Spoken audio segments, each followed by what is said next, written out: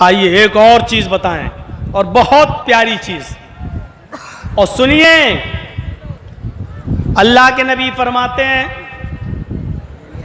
کہ اللہ تبارک و تعالی نے آدم علیہ السلام سے لے کر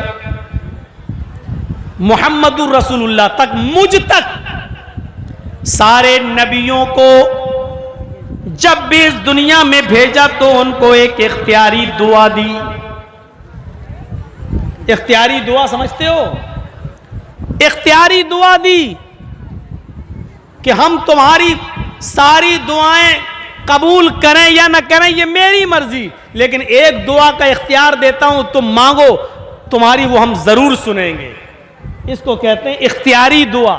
ایک دعا ہم ضرور سنیں گے تمہاری، جو بھی تم مانگنا چاہو مانگو۔ آدم علیہ السلام نے مانگی، اور آدم علیہ السلام سے لے کر عیسیٰ علیہ السلام تک سارے نبیوں نے وہ اختیاری دعا مانگی۔ اللہ کے نبی فرماتے ہیں اللہ تعالیٰ نے ہر نبی سے کہا مانگو ہم تمہیں دیں گے۔ سارے نبیوں نے جلدی کر لی۔ اللہ تعالیٰ نے دنیا میں اختیار دیا تھا کہ مانگو، ایک دعا ہم تمہاری ضرور سنیں گے، تمہاری مرضی جو مانگو گے ہم تمہیں دیں گے۔ سارے نبیوں نے مانگ لی۔ جب مجھے نبی بنا کر دنیا میں بھیجا تو اللہ تعالیٰ نے ایک اختیاری دعا مجھے بھی دی۔ اے محمد صلی اللہ علیہ وسلم مانگ لیجیے، آپ بھی دنیا میں کیا مانگنا چاہتے ہیں، آپ کو بھی اختیار ہے۔ میں نے سارے نبیوں کو ایک اختیاری دعا دی اور ان کی سنی، ان کو اس دنیا میں نوازا۔ آپ کو بھی ایک اختیاری دعا دے رہا ہوں، جو مانگیں گے ہم دیں گے۔ بتائیے کیا چاہیے؟ اللہ کے نبی نے اس کا ذکر حضرت عائشہ صدیقہ سے کیا کہ اللہ تعالیٰ نے آج مجھے اختیاری دعا دی ہے۔ حضرت عائشہ خوش ہو جاتی ہیں اور کہتی ہیں اے اللہ کے نبی موقع اچھا ہے، اے میرے پیارے شوہر موقع بڑا اچھا ہے، جب اللہ نے اختیاری دعا دی ہے تو آپ اللہ سے سونا مانگ لو، چاندی مانگ لو،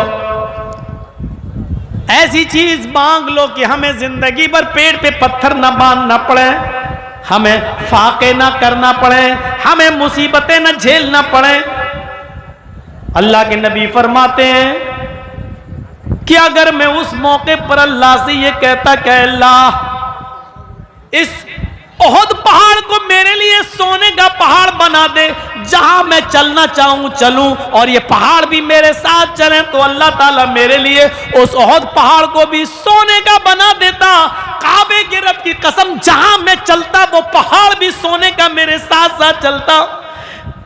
میری بیوی عائشہ مجھ سے کہہ بھی رہی تھی کہ اللہ کے نبی آئے میرے پیارے شوہر، جب اللہ نے اختیار دیا ہی ہے تو مانگ لو، کیوں نہیں مانگتے ہو؟ فَاخْتَبَأْتُ، لیکن میں نے وہ دعا نہیں مانگی، میں نے اس دعا کو چھپا لیا۔ سارے نبیوں نے جلدی کی لیکن میں نے جلد بازی نہیں کی۔ اللہ نے اختیار دیا مانگ لو، میں چاہتا تو احد پہاڑ بھی میرے لیے سونے کا بن جاتا، جہاں میں چلتا پہاڑ میرے ساتھ ساتھ چلتا، میں جو مانگتا اللہ مجھے دیتا، لیکن میں نے نہیں مانگا۔ پھر حضرت عائشہ کہتی ہیں آپ مانگ نہیں رہے ہیں، لیکن اس دعا کو آخر جب آپ کو حق دیا ہے تو نہیں مانگیں گے۔ اللہ کے نبی فرماتے ہیں مانگوں گا لیکن دنیا میں نہیں۔ اختبات دعوتی عائشہ، میں نے اپنی دعا کو چھپا لیا ہے، میں آج اس دعا کو نہیں مانگوں گا۔ مسلمانوں غور کرو، آئے گھسیا گھاٹ کے اس بڑے میدان میں جمع ہو کر سننے والوں سنو۔ حضرت عائشہ نے پوچھا پھر اس دعا کو آپ کب مانگیں گے؟ کہتے ہیں اللہ کے نبی عائشہ قیامت کا دن ہوگا، میدان محشر ہوگی، میری امت نفسی نفسی چلا رہی ہوگی، نفسا نفسی کا عالم ہوگا، پریشان حال ہوں گے، सूरज सवा नेज़े के फासले पर यानी 1 मील के फासले पर होगा। सूरज और सूरज की पूरी गर्मी जमीन के ऊपर गिर पड़ रही होगी और सारे इंसानों के जिस्मों से, उनके सरों से पसीना टपक टपक कर उनके कदमों पे गिर रहा होगा और पसीने में लोग अपने अमाल के मुताबिक डूबे हुए होंगे। कोई टखनों के बराबर, कुछ पिंडली के बराबर, कुछ कमर के बराबर, कुछ घुटनों के बराबर, कुछ कमर के बराबर, कुछ कांधे के बराबर और कुछ उसमें गोते लगा रहे होंगे। मेरी उम्मत नफ्सा नफ्सी के आलम भी होगी।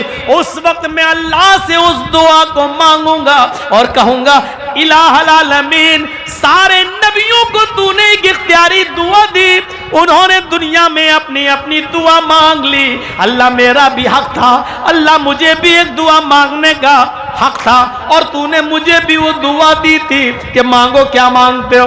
मैंने दुनिया में कुछ नहीं मांगा, मेरी वो दुआ बाकी है। ऐ अल्लाह आज मुझे हक दे, आज मुझे इजाजत दे कि मैं दुआ मांगूं। ऐ अल्लाह मेरी दुआ तू सुन ले। अल्लाह रब्बुल आलमीन कयामत के दिन मुझे उस दुआ के मांगने की इजाजत देगा। हजरत आयशा ने पूछा, आय अल्लाह के नबी तो कयामत के दिन आप क्या मांगेंगे? इमाम कायनात की जबान से निकला, शिफाअतन लि उम्मती। कयामत के दिन जब अल्लाह मुझे दुआ मांगने का हुक्म देगा, इजाजत देगा कि मैं यहाँ तुम्हारी सुन लूंगा, इख्तियार है तुम्हें, बताओ क्या मांगते हो। उस वक्त मैं अल्लाह से अपनी उम्मत की शिफाअत का हक मांगूंगा और अल्लाह मुझे शिफाअत का हक देगा कि जाओ आए मोहम्मद सल्लल्लाहु अलैहि वसल्लम, मैंने यह हक तुम्हें दिया, तुम कुछ गुनाहगार लोगों की शिफाअत करा सकते हो, उनको जन्नत में ले जाने का हक रखते हो, जाओ मैं तुम्हें इजाजत दे रहा हूं। ये उम्मत के लिए रहमत नहीं तो और क्या है। दुआ उस नबी ने अपने लिए कुछ नहीं मांगा, अपनी फैमिली के लिए कुछ नहीं मांगा। आप दिन भर जो मेहनत करते हो किसके लिए करते हो? अपने लिए नहीं करते हो, माफ कीजिएगा। आपको तो 2 रोटी खाना है, कहीं भी मिल जाएगी। आप जो सुबह से लेकर शाम तक मेहनत करते हो, आपको अपने से ज्यादा अपने बीवी और बच्चों की फिक्र होती है। अपने से ज्यादा अपने बीवी और बच्चों के लिए आप कमाते हैं, उनके फ्यूचर के लिए। अल्लाह के रसूल को पूरा इख्तियार था, आप चाहते तो अल्लाह से ऐसी दुआ इस दुनिया में मांग सकते थे कि जिंदगी भर बैठकर खाते। सफा और मरवा के पहाड़ सोने के हो जाते, बहुत पहाड़ सोने में तब्दील हो जाता और जहां आप चलते, मक्के के ये पहाड़ और मदीने की वो वादियां भी आपके साथ चलती। लेकिन अल्लाह के नबी सल्लल्लाहु अलैहि वसल्लम अपने और अपनी फैमिली के लिए कुछ नहीं मांग रहे और वो दुआ भी छिपा ली। इख्तबा तो दावती, मैंने अपनी उस दुआ को छिपा लिया लियौमिल क़यामा, कयामत के दिन के लिए। अल्लाह से कयामत के दिन में मांगूंगा। अम्मा आयशा पूछती है तो कयामत के दिन क्या मांगेंगे? कहती है शिफाअतन लि उम्मती, अपनी उम्मत की शिफाअत का सवाल करूंगा मैं अल्लाह ताला से। यह है रसूल की रहमत उम्मत के साथ। उम्मत क्या कर रही है? फजर की नमाज में देख लीजिएगा इस उम्मत का क्या हाल है।